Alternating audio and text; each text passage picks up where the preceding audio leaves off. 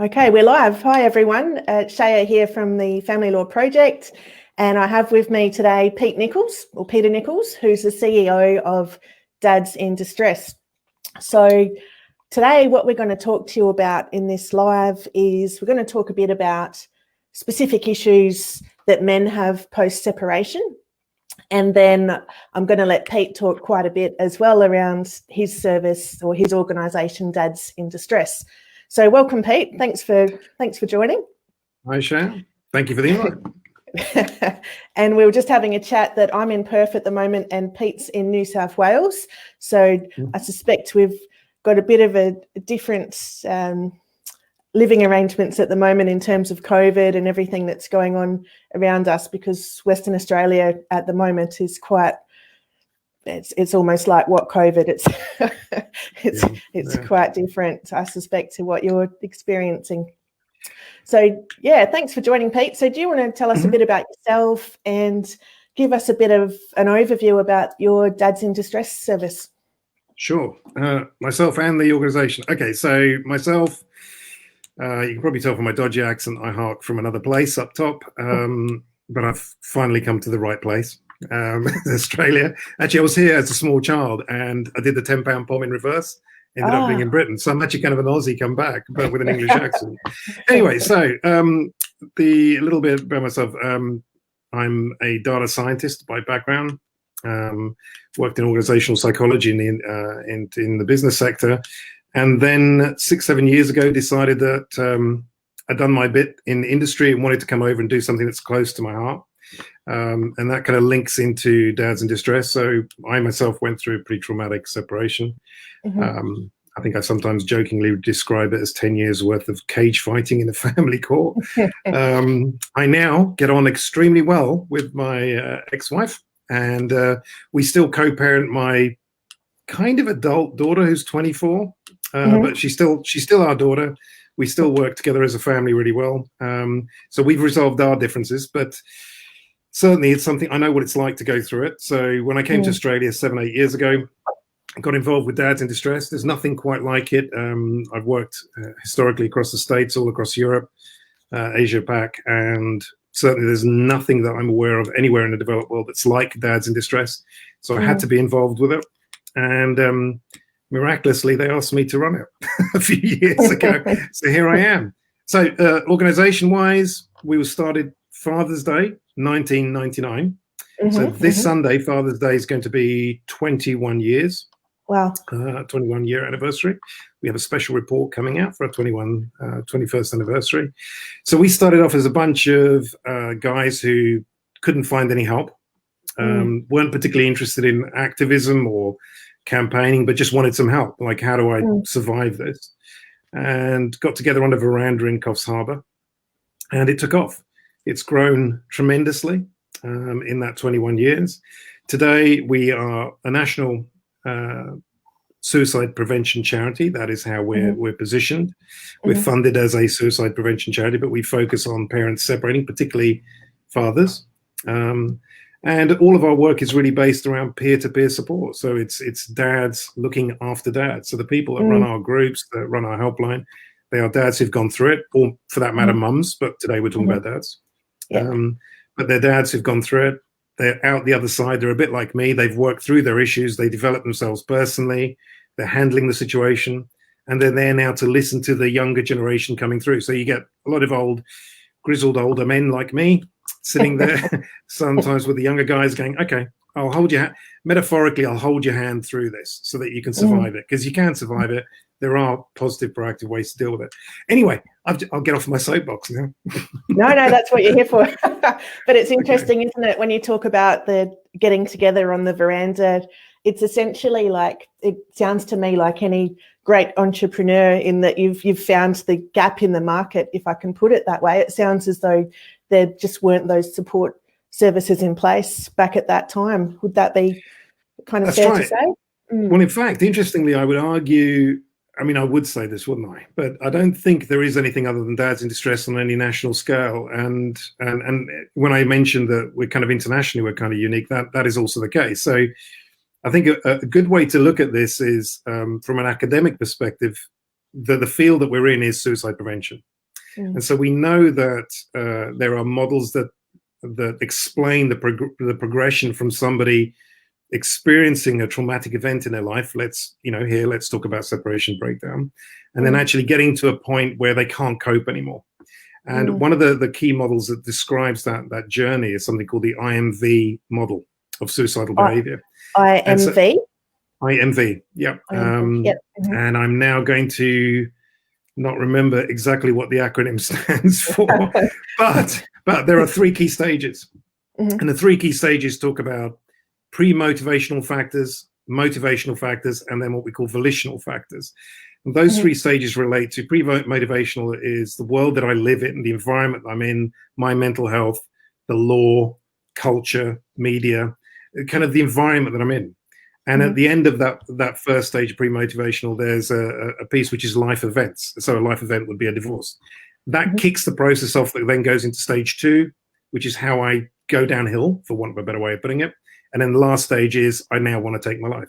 But if we look at how services are structured across the developed world to look after people who become suicidal, all of the effort is focused at the first stage, pre-motivational, changing society for the better so that people don't get this stressed or traumatic, or it's all the effort is at the back end with the likes of Lifeline doing great work with, serious trauma. I'm at the point of crisis and someone needs to intervene to prevent me from doing it. If you look at that middle section, which is motivational, which is my inability to cope with the overwhelming situation I'm dealing with, there's nothing nationally for men other than DIDs. It's really interesting that when you look at it through the lens of that model, across the developed world, there's literally nothing in that middle section other than when you come to Australia, there's us. So we understand the power and the dynamic, but getting people to put money behind it is another matter. That's not what I'm here for today. I know that, I guess one of your mottos with dads in distress is keeping dads alive and in their children's lives since 1999. So in terms of keeping dads alive, can you run us through some of the statistics? My understanding is, and you'll be able to correct me, I'm sure, is it 6 men in Australia each day lose their life to suicide? Is that right? It's about 6 or 7, depending on how you kind of look at the numbers. And predominantly, well, in fact, let me start from another place. So if you were to look at this, our sector, you would say up until very recently, we knew who took their lives. So we'd know if it was a man or a woman, a young person, older person, with their ethnic background, for example, cultural background. We would know how they took their life. So, the mechanism by which it did. But it was only very recently we started looking at why. And because of that, the sector has struggled to deal with the issue, because if you don't understand why, then how do you intervene? What do you do about it? So it's only recently we've discovered that around 42% of suicide in Australia, that's pretty much predominantly all men in that sector, 42%, is because of relationship breakdown. And then if we look at the remainder, that's a huge percentage. It's huge. Yeah, it is. It's in fact, look, it's not well understood. So I'm really glad that you've given this forum today, because it's the single largest group of people in Australia that take their lives are men going through separation and breakdown. Yet it's never talked about. We talk about everyone else other than that category. And I think it's because it fits in the too hard basket. Well, what do we do about that? And it's not a well understood area. So if you look at all the research that's being done, it tends to be done along the lines of theories that have existed for the 20, 30 years. So we tend to look at, well, why did this group of women maybe take their life, or why did this particular group of youth take their life? And we haven't really looked at, well, let's look at where the biggest numbers are and then follow that to do the research. So there's almost no research around the biggest single group that take their life in Australia every year. Anyway. Which is quite remarkable, though. And I just think it's really important to pause there and sort of take that in to people who are listening who might not be aware of that, because like you say, that statistic is, or alarming is not the right word, but it really should make people sit back and go, oh shit, that's actually it's devastating. It is. It's pretty shocking. In fact, without wishing to kind of ram the point home too much, it's interesting when you look at that data that came out last year. It's actually dated 2017 from the ABS, Australian Bureau of Statistics. Yep. If you look at the biggest single category, it's the 42% that I'm just talking about is relationship breakdown. If you look at the next biggest and you combine them, the vast majority are either directly related to separation and family breakdown, or indirectly. So, for example, if we look at issues like substance abuse and homelessness, I mean, recently we've seen research that suggests that 62%, this is research that came out of Melbourne just a couple of years ago, or less than 2 years ago, 62% of all homelessness in Australia is as a direct result of family breakdown. And really, is that a surprise to us? Because, you know, if you're a typical, I know there is no such thing as a typical family, but let's just, for argument's sake, the typical family, you're doing the best that you can as a couple with kids, you're struggling to survive, you're spending everything you have to get the best home, the best education, best healthcare that you can for your kids, and then you separate, and then one or other of those might need to then fund the continuation for the other person. Well, there isn't any spare money for that person that's funding it on the outside. Now, that's not a gender thing, because it can work both ways. But the issue is, are you surprised that so much homelessness is actually now based on family breakdown? People are not, you know, they're not able to afford to live after they've separated. Anyway, I'm on my bandwagon again, aren't I? No, that's fine. That's what you're here for. And I read as well, Pete, that, and I'll ask you in a minute about the different services that Dads in Distress offers. But on this point of male suicide around, particularly following separation, I read that you keep a chair empty in your meetings. Can you talk me through that? I think that's just really nice thing to talk about. It's really interesting, actually. So right from the early days, the model that we created, or it just evolved out of a bunch of dads sitting around. There's a whole story around actually how that matches with anthropological kind of insights into how men communicate. But anyway, we sit in a circle of chairs, and one of the chairs would be left empty. And there are two ways to look at it. We call it the empty chair, but we also train our guys to say that chair is not empty. It's inhabited by the guy that doesn't know that we exist. It's inhabited by the guy that couldn't make it, or the man that is going to turn up next week because he hasn't yet discovered us or hasn't gone through the problem. We do that with our mums groups as well, by the way. It's a sign of respect. And at the beginning of every meeting, we have a 1 minute silence. It's become a bit of a ritual. God forbid a facilitator, including me, because I still facilitate occasionally, forgets to do the 1 minute ritual. We'll get strung up. It really matters to the people as a ritual that we remember and think about those individuals who couldn't be there with us today. And quite often we do hear a story of a mum or a dad that have taken their life because they couldn't cope. And we will tend to think about that person in that 1 minute and think about, what are we going to do that's going to ensure that doesn't happen to me, my family, and to others in this room and others that I know. So it's a real kind of interesting point of focus that makes you think about the reality of what we're dealing with. Yeah, it's a nice way to pause and really direct that focus, isn't it? Yeah, absolutely. So on that point then of your meetings, can you talk us through the different services that Dads in Distress does offer? Sure. Look, it just about everything that we do is peer-based. That's really critical to us. So when you interact with us, whether you're turning up at a physical group, whether you're turning up online, whether you're telephoning us or you're emailing us, the person at the other end has been through it themselves. Okay, so we don't employ experts or take on. I mean, we get so many volunteers that say, I'm a psychologist, and it's like, no, nothing personal, but we need whoever you talk to be another person that you can see has survived it and is now thinking rationally. They've got over the trauma. They can see this for what it is. So that's the first thing. But in terms of how you connect with them, multiple ways. You can message us through Facebook. It's a written exchange. You can email us. You can telephone us. The telephone line operates 6 days a week, not Sundays. This Sunday it will, because it's Father's Day.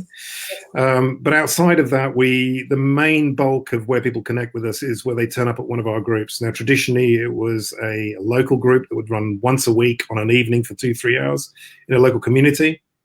So that's the in-person groups. Now, because of COVID, it's gone online. So most nights you can join a 2-hour session online from anywhere through your phone, sitting, at your computer. So essentially it's group work, but there is some one-to-one work through messaging and helpline. And you've always, I think, and this is what you've said to me previously in our previous discussions, is not only that sense of being supported by your peers and the importance of peers as opposed to a professional, but also you've spoken a lot to me, Pete, about the importance of sharing stories, about men sharing their stories. Can you talk me through, or tell everyone what you mean by that? Sure. So look, there's a few angles there to go at. I think it was Brené Brown who quite famously said that stories are data with soul, which is really important. So like it is real data. It's it's how we communicate. So sometimes it's easy to look at statistics and go, wow, that's good, that's bad. But actually, until you understand the emotion behind it, what's really going on, it's difficult. So a lot of our group work, and actually even if you just pick up the phone to our phone line, it's about tell us what's actually going on for you. So certainly we encourage people to talk about their situation. From a psychological perspective, there's a really important thing that's going on there, which is different names for different countries, but essentially it's called normalization. It's like if you're sitting in a circle and you're saying, look, I've just gone through this and my ex-partner's doing that. I can't see my kids. Sometimes I just sit there and I just can't go on. I want to kill myself. I can't make the pain go away. I don't know how I'm going to get this thing resolved. And then the next thing that happens is that one of the other 15 people in the room is speaking next and says almost the same story, and then the next one and the next one. And suddenly it's like, oh, I'm not alone. I'm not alone. And you can't get that from a questionnaire or from simple sharing of information. It needs to be the story. And it's quite shocking, I think, for new people that come along to go, oh my God, I thought I had like the worst situation in the world. And it's like, there's 6 other people in the room that are worse off than me. Suddenly I'm going home with a smile on my face, ironically. Certainly, yeah, stories are really, really important. I'm just looking because I've tagged, if you see my book here, I've all those blue tags, which I'm not lining up with the camera. That's all your contribution, Pete. And oh God, so what's my share of the money for that? Yeah, right. It's not making money; it's to help people. So, but what you said, yeah, thank you. But what you said about storytelling is you've said just that. You said hearing another person's story is often the first time a person feels less isolated and alone. Sometimes it allows them to realise that others are in a worse position, which is exactly what you've just said. And you talk about people being in the same boat as well. And I think from a professional perspective, from a lawyer's perspective, that's where we can struggle and we're not able to provide that support to our male clients. It's just very different. What would you say about I read this quote from you, and I'm not sure if I read this or if I heard you being interviewed, but I found it really interesting. You said about men opening up. You said, is it that men don't talk, or is it that society is not willing to listen? I'm not sure if you remember saying it, but you were quoted as saying that. Well, I said that I think I said that on a morning show on Channel 9 a couple of years ago. Yeah. I think they asked me the question, like, is it, how do we get men to open up? And I think the answer was, just to expand on that, it's not that men don't talk, they communicate differently. Look, I mean, there are neurotypical ways of behaving based on gender. Okay, there just are patterns to it. And the reality is that men tend not to focus on feelings, they tend to focus on things and issues. And so there is a societal belief that men don't talk, but actually they do. They just do it in a different way. And the prompt to get them to talk needs to be different. So, for example, I hope I don't get shot for saying this, but, there's a very good... being recorded. there's a very good national campaign that's ongoing, which I think most people will know, that's Are You Okay? There's nothing actually wrong with that. And it works particularly well for women, and it works for some men. But interestingly, it's not where you might want to start with men, because men Are you okay is a question that's asking you an emotional thing. Are you feeling okay? Are you doing okay? And society tends to judge men on their ability to be resilient and tough and to deliver. You know, we can't change that. I mean, maybe in the future, but right now, that's how it is. And so if you ask a man, are you okay? You're effectively, in some ways, so the interpretation of some men will be, well, am I weak? No, I'm fine. I'm absolutely fine. If you were to ask a slightly different question, and for those of you old enough to remember this, so I'm not going to test the waters with anyone, but there was a Pepsi advert that went global many, many years ago. And it was a couple of guys jumping onto a lounge, sharing a Pepsi and saying, "What's up?" And it's like a shortened version of what's happening or what's up. And actually, that's a really interesting question because it's not emotional. It's like, what's happening? If you were to say to a man, "Are you okay?" you'll invariably get the answer, "Yep, I'm fine." What's happening? Wife's left me. I've lost my house. I'm not coping. Oh God, I don't know where I'm going to get the money for next week. My boss has fired me because I'm not focusing at work anymore. I'm missing the kids. Burst into tears. Completely different reaction because we've not asked an emotional question. So anyway, there's a thought. Men do communicate. We just need to know the rules, and they're pretty simple. Just don't ask about their feelings. And I don't remember that Pepsi ad, by the way. So perhaps you're showing your age there, Pete. You're too young. You're too young. Actually, what you've just said leads really nicely into the next sort of question I wanted to ask you about. And I had this quote here about, you know, you've said that going through the court process is the legalised cage fight, a legalised cage fight, which you mentioned earlier in today's Facebook Live, which I've never heard before, but I'm going to keep using it if that's okay with you, trying to turn my clients. I stole it from someone else, so I can't take credit for it either. But okay, pass on I'll what's good. definitely take it. But you know, often I try and talk my clients through alternate options and let's avoid court.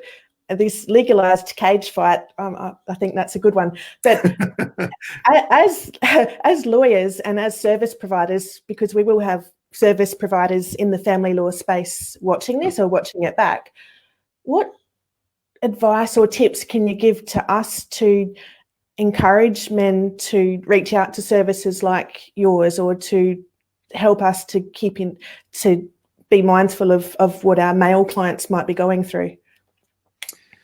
Oh, wow. How do we break that down? There's a few elements to that. How do you encourage them to come to us? Okay, and how do we open up the conversation, I guess, as well with men around how their mental health is? Okay, so that's an interesting one. Okay, so a few things. Let's start with mental health. Particularly lawyers, I think, just to interject there, I think as lawyers we're trained academically, and a lot of us struggle with this, and even those working in the family law jurisdiction are still academically trained and focused on documents and so on. And I'll let you talk. No, sure. So look, there's a few things. First is, let's talk a little bit about the issue of mental health, because I think it's understanding the context helps with the conversation. So the context here is that as a nation, in fact, across the Western world, we still talk about suicide as a mental health kind of issue. But that's not correct. It's actually not correct. And the stats and the data all combined into starter. The starter doesn't actually back that up at all. So if we were to look at one step back around suicide, the majority of suicide in females is related to mental health, definable mental health, chronic underlying issues that take a long time to address. You know, it's pills and therapy. It's a long time. Okay, it's complex. The minority is what we would call situational distress. When we're dealing with men, it's the other way around. And that's part of the problem that we have in the country at the moment around dealing with suicide, because we're assuming that everyone is suffering a mental health situation, and they're not actually. So for the majority of men, it's situational distress, and that is, I'm trying to transition from one scenario to another, and it's just too difficult to do it because I'm not equipped with the tools to do that. Now, part of the equipping on that journey is dealing with the law, because I have to be compliant with the law and to do things in a certain way. But actually managing the psychological transition is a different thing entirely. And that's where we come in, and we actually help them to understand what is it that you're going to go through. So what does a good endpoint actually look like? And by them understanding the endpoint, and then us over a period of time helping them to understand the intervening steps, suddenly their life gets back into control and the distress levels drop off massively. In fact, from a legal practitioner's perspective, the work that we do with dads can have an enormous impact on their clients in working with your clients. Because one of the things that we often hear, we get referral pathways, dads come to us multiple ways, but a common one is actually for a lawyer to have said to a client of theirs, look, if you go to dads in distress, we're not campaigners, we're not activists, we're not there, we're not political, we're not ideological. We are there for that individual to help them transition from intact to non-intact. So we're a safe place to send a guy without them being told they're wrong, there's something wrong with them, they've got the wrong political view, ideologically they need to put on this t-shirt and go and protest outside a courtroom. We're not interested in that. We're just equipping them with the psychological tools to cope with their situation. And from a perspective of getting them to come along, one of the most interesting things that we've just learned from a survey that's going out live on Sunday, as I mentioned, I think, so you'll see that in the report, is we asked dads, what is it you actually most like about what we do? What attracts you? And interestingly, it's that we take time to listen to their story, and we care, and we talk them through what their options are. And the options are psychological, not legal. So the options are, I'll give you an example. So, she's doing this, she's doing that, and I want to see the kids, and I can't take it anymore. From a legal practitioner's perspective, there are going to be legal options. From our perspective, it's like, okay, well, here are the options. You can carry on doing what you're doing now, or you can do something else. What do you reckon? Well, we'll do something else. What does that something else look like? Is it more adversarial fighting or less? Well, it's less. Okay, so let's look at how that might occur. So we're kind of coaching them to a point where they develop their own thinking and resilience, so that when they're faced with these kind of problems 3 months down the line, they go, okay, I think I know how to think this through in my head now. I may not like it, but I can think this through logically. And suddenly they're a lot easier to work with. So look, going back to your earlier question, how do you encourage them? We're not going to judge them. One of the most interesting things we've learned from the survey is we asked dads about, who do you trust in society to deal with your issues? We came out top, hardly surprising. And I know that you and I were joking before we went live, and I said, I suspect lawyers, we're right down the bottom. And you surprised me, and you said you were surprised also. No, you're not. Trust me. There are people they distrust far more than lawyers. But I will say that you're more popular than judges, which is quite interesting. And look, and by the way, that kind of survey work doesn't prove anything other than this is what people think. This is their perception. It doesn't mean it's a reality. So, there are going to be organizations at the bottom end of that list who are not going to be happy about being named down there. But the issue is, it doesn't speak to how good or otherwise their service is. It speaks to the fact that they have a PR issue, which is that somehow they are not connecting with the audience that they need to deal with. So, if you're a dad, you have, at some point, if it's an adversarial situation and there's no other option but to go to law, you may need to go to court. So it's kind of enforced, but it's still a client-provider kind of situation. And at the moment, the provider in the family court is not doing such a good job at communicating with the outside world. And why should they? It's a legal job. But at the same time, we know that there is a big link between the trauma and distress these guys feel and the fact that they take their lives in very large numbers. But I've gone off at a tangent, which I do. I apologize. No, Go back to your original question. I mean, what is it that dads kind of might need to be told? Well, number one is it's the non-judgmental toolkit that we'll be giving them. No one judges them. It's the one play. In fact, let me share a little story with you. There was a dad that came to one of the groups I went to about a year ago, and we went for a bit of a social afterwards. And he was in this group of about 20 dads, and we were all standing around chatting. A lot of us knew each other. He was new, and he stood there at the sideline just smiling at us. And I kind of thought, okay, he's feeling a bit awkward, doesn't know everyone that well. So I went up to him and kind of said, how's things for you? What's happening? And he said, I'm just standing here in awe. And I said, why? And he said, because you're all talking about normal stuff. And he said, like footy.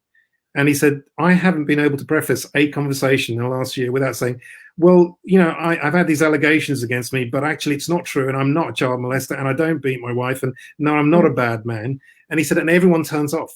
This is the only place, he said, I can actually have a conversation, and it's normal. So I guess, what are we offering them? We're offering them non-judgmental normality, which is a little oasis in their world of hell. Yeah. I don't know how you get that point across, but that's what we do. And I know that at least on your website, you say things like just that, in that we are very much, it's non-judgmental, it's a male-friendly environment, genuine empathy, and so on. And that's the wording that you've used to engage men, I guess, in that process. Yeah. And look, just to say something on that one, I mean, that doesn't mean that we sit there and go, hurrah, you're being horrible to your ex. Okay, we don't do that. What you'll find is that men generally, and look, I know that there are good men, good bad men, good women, bad women. It's just a fact. You know, humanity comes in a wide range of shapes, sizes, colors, and styles. But the fact is, guys in a circle are generally good people. They're there because they're trying to fix the situation. They don't want to be in a fight. They want to be a good dad. They might have had a pretty bad past. They might have done things that they're not comfortable with or that they regret. But the last thing they need in that moment of, I want to fix this, is to be told, well, guess what? You're bad and you need to go on a behavioral change program. Sometimes what they need is to be able to say their story, to admit it. Sometimes they'll break down and they'll cry, and other people will be, okay, it's fine. It's fine. What are you going to do to change that situation? You know, you can't change the past. You can only change the present and the future. So what's that look like for you? Let's help you put a plan together with a whole bunch of guys that have been through it.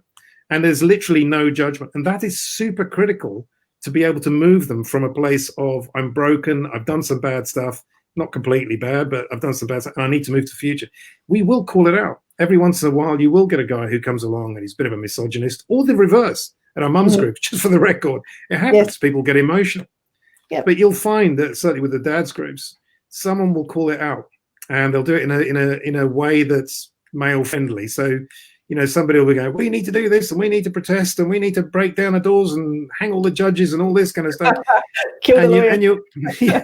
Well, I've not heard that one actually, but now that you mention it, I'm sure somebody will do it for a laugh at one of our groups. But no, I've never heard that. We've had. It might surprise you, we've had quite a few family lawyers turn up who are going through it themselves as well, both male and female. Interesting. But, you know, obviously it's confidential then. Of course, but that in itself is quite telling, isn't it, around someone who has knowledge of the legal system very well, presumably, yet is linking in with a support service like yours for different type of support. That's really, very interesting. But certainly, we look, going back to the bad behavior that happens in a group, we'll call it out. You'll typically get some guys sitting in a room in a proactive, assertive, not aggressive way. We'll say, how's that working out for you? And do you have a mother? Do you have a daughter or sister? How would you feel about someone else talking about it? And because we're peers, this is not a professional trying to throw some ideology. It's a fellow citizen who's been through it, who remembers being there, has now come out the other end and realized that actually you don't get a lot out of fighting. There are not many winners out of that, actually. So you generally find it's the older guys who've been through it who are now getting on with their kids. Very rarely will get an adult child of a situation turn up. And it's very interesting when they do. We don't encourage it, but, you know, if they turn up in a group, we're not going to say go away.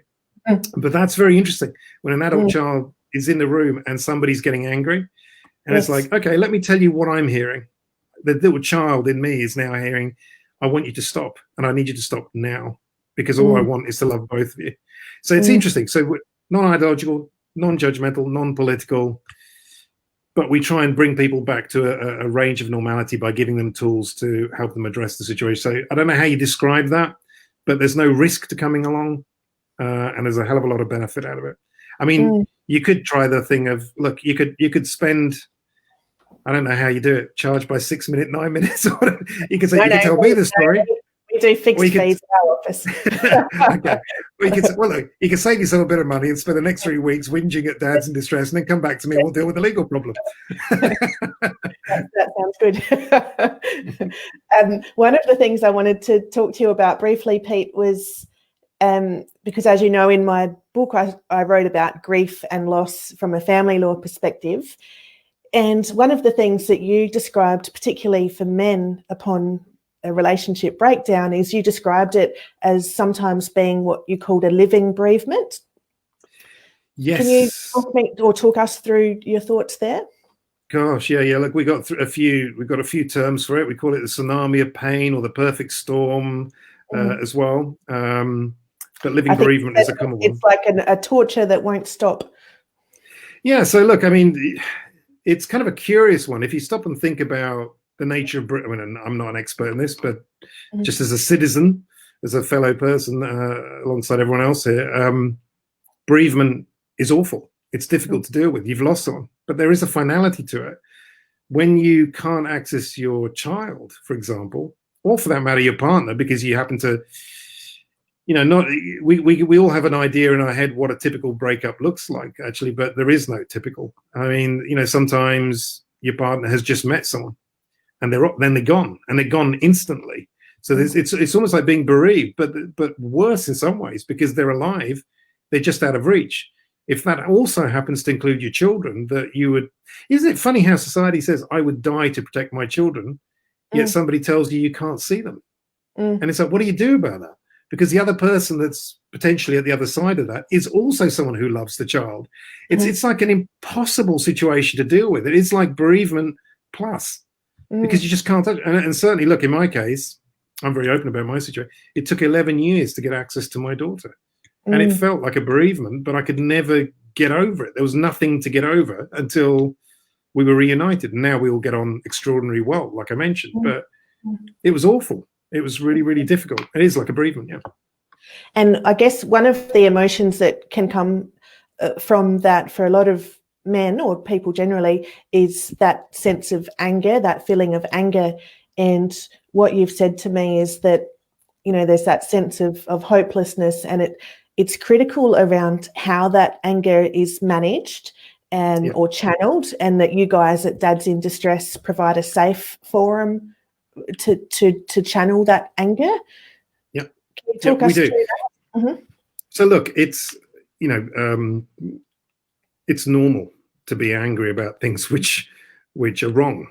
All right. Sometimes you might interpret the situation incorrectly, but let's face it, if on some level you feel a strong sense of injustice. I mean, I certainly did. I'm not going to pretend otherwise. I couldn't believe what had happened to me. And so you'll go through different stages of grief, actually. I mean, it's quite a common one. And so, part of that stage of grief is anger at why is this happening? And why is no one intervening to stop this? It's perfectly normal.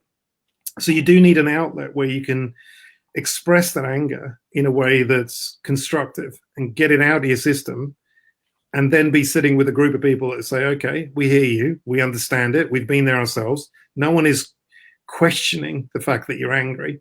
And actually, that's a really important point, because a lot of support services assume that an angry man is a dangerous man. And actually, in most cases, they're not. So it's not unusual. I've experienced this myself, where a guy in a room has started sharing their story, and they've got so angry that they've thumped the table in a way that I think would scare an average person, man or woman. It would be like, whoa, where's this going to go? This guy's going to explode. No one in that room was scared, because we all knew what he was feeling. It was not directed at anyone else in the room. So we create a very safe environment where you can express that anger, and it's fine. It's absolutely fine.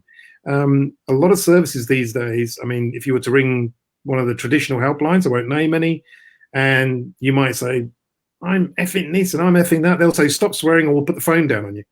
To someone who's traumatized and potentially going to kill themselves. If you think through the logic of it, that's really dangerous. So we actually have a model that allows a guy to express his anger. It's not that common. It happens usually with the first or second time you come along. After that, you realize that there are more logical ways to channel that emotion, because once you get it out your system, the next question is, so what next? What do you do about that? You got it out. We acknowledge it. No one's knocking it. No one's saying you're wrong. We get it. It's a natural feeling and a natural response to the hell that you're being put through. But it's a bit like a war or something like that. You can't change it. You can't stop it. You just have to find a way to survive this. So let's talk about those options. And generally, after a gentle bit of coaxing, almost anyone will drop that anger and they'll move into solution mode. Because where else do you go with that? It's almost like, well, okay, you can just continue to be angry and it's not going to help. It's very rare that happens. Humans don't tend to stay permanently angry once they've got their shit. Can I say that? You used the word earlier. Okay. I always say it's rare to stay angry forever. So we're a good environment to get that anger out and then to immediately follow it up with, we heard you. And on the basis we heard you, we now know some kind of ways that we can maybe give you some insights around where you might go with this from this point on. I'm going to start to wrap things up, Pete, but one of the quotes I want to share is from one of the guys that you've helped, and you describe this, Pete, as the best quote I've ever had or heard from a dad. So I'm sure you know it, but what he said was this. He said, I have ugly emotional scars. I need to sit with and see other ugly men damaged like me who've survived this, who can show me the way. I want someone that I know is not judging me because I've lost trust in everything and everyone. And I think, I thank you for sharing that quote with me. And I just think that's really a nice way to start wrapping things up. Can I ask you, how is Dads in Distress at the moment with the imminent Father's Day? I suspect you guys are super busy. How are the guys doing that you support at the moment? Wow. Okay. There's multiple levels to that. Very quickly, internally and externally. Externally, look, it's a continuation of the norm for us. There's guys who are distressed all the time because they've gone through this. Father's Day tends to be one of the worst days of the year. We do put on services specifically. It's always on a Sunday, so we do put on the helpline. And this Sunday, we have an open online meeting all day. You can just join it at any time. That's fantastic. Yep. Yeah, so you can, if you go to our website or our Facebook, there'll be links to joining that. So people can come and talk to us and talk to peers. So it's a safe environment. Internally, it's interesting because of COVID, it's changed everything. And look, speaking to other service providers in the not-for-profit sector, they've lost a lot of volunteers because of COVID, because humans generally around the world are struggling with coping with this change. So, we're down a lot of groups at the moment physically. We do have some in Queensland at the moment. Queensland, for some reason, it's being very easygoing on people getting together. The rest of the country, not so much. So it's online, and that's difficult. So look, this is the first year that I am a little bit concerned because online is a good alternative. It's not a replacement for human-to-human contact, sitting in a circle together in a room. But look, we're doing as much as we can given the circumstances. So we're there for everyone, but bit of a hard year. And your phone lines are not usually open on a Sunday, but they are this Sunday. Is that right? Yeah, that's right. Yeah. And it's curious because, 3 years ago we had so many calls. 2 years ago we had none. Last year, I think we had one. It's really curious. But those calls are pretty traumatic. The calls that do come through on Father's Day will be pretty traumatic. So we're there. Yeah. All right, good. What we'll do is we will post the link. Well, I think coming across the screen is your website, but we'll post your Facebook link and all that under this recording so people can see that with all your contact details. I'm going to wrap things up because I'm mindful we're sort of up to 45 minutes. So thank you for talking to me this morning, Pete. It's been really nice conversation. I've really enjoyed it. Is there anything that you want to say as we leave, or just very quickly that we've a reminder that we've got that report coming out on Sunday? There's some really interesting insights in that. So look at our website on Sunday. Tell us about that report and the poll and so on that you've done. So what we did there was we surveyed separated fathers across Australia. We've got about 317 responses, which is statistically very representative of the entire population, but I won't go into the boring stats side of it.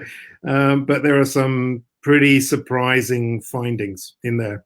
And we're doing a bit of a teaser campaign. There's some information going out on our Facebook today, tomorrow, and Saturday, which gives a bit of a teaser and a lead up to the content. But there's some really interesting stuff that's emerged out of it from, I think we talked about trust in law.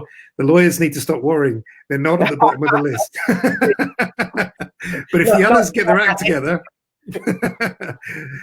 yeah, there's some interesting stats around trust and our ability to turn people around as well. I mean, that's the other side of it. But look, I won't bore you with it now.